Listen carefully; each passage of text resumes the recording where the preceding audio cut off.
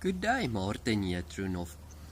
Why do I believe that Matthew 24, that the people see as a futuristic book still to come, is finished?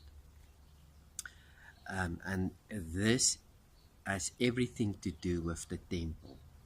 Jesus Christ stood near the temple and he said in Matthew 24 verse 1, "Do you see this temple and the stones? None of them shall stand upon one another." And then the disciples with him ask him, "But Lord, when will this be? When will be the end of this world be?" Now, that word world is also age. When will be the end of this age be? What age? The age of the temple, where people will go and pray in the temple, as the women asked Jesus at the well. They say we must go and pray at the temple, but when will that, where must we pray? And Jesus said, no, you must pray in spirit and in truth. The time has come for people to pray in spirit and in truth, and not in a temple or on a mountain anymore.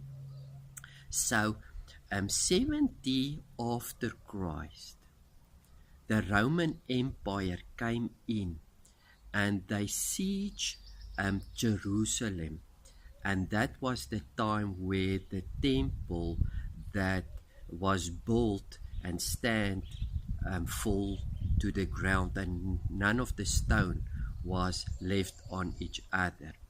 So we ask, is that then the end of the age? Is that then the end of the world that Matthew 24 speak about? Yes, because Jesus said this will be at the end of this age, at the end of the world, the end of the time for the Jew to worship in this temple. You say, can it be true? Yes.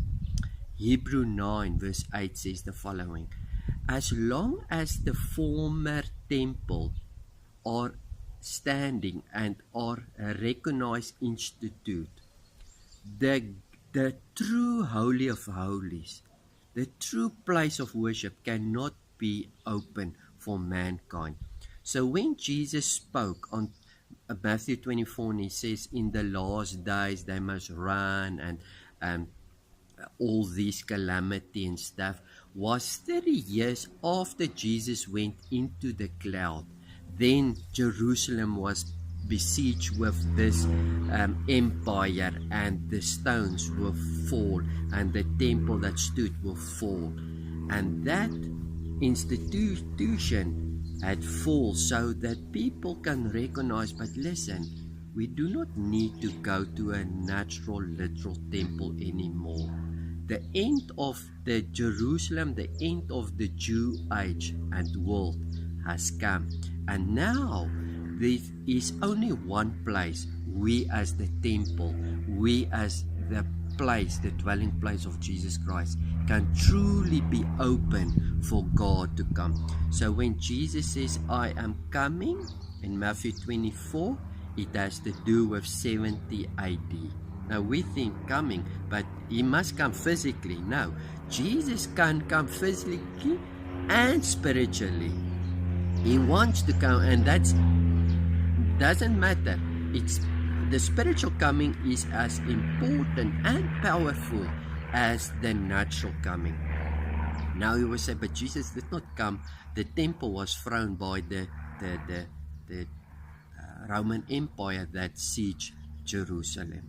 Now listen here. In the Old Testament, the Bible says in Exodus, when the people of God walked in the desert, there was a cloud. The cloud was the manifestation that the Lord came to them. So God can use stuff,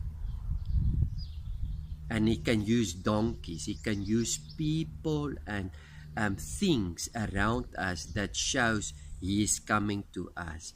He will come in a voice, he will come in a cloud, he will come in fire, he will come as healing. When people pray for you and you are healed, then Jesus Christ came. So he can come spiritually, not necessarily physically. So Matthew 24 is finished, and I can prove that by Daniel. It is a finished work. When the temple was thrown down, the true Holy of Holies, us, could open for God, where we can worship Him in spirit and in truth. Matthew 24 is not to come. It is a finished work. 70 after Christ, He did that. May this help you and bless you in Jesus' mighty name. Amen.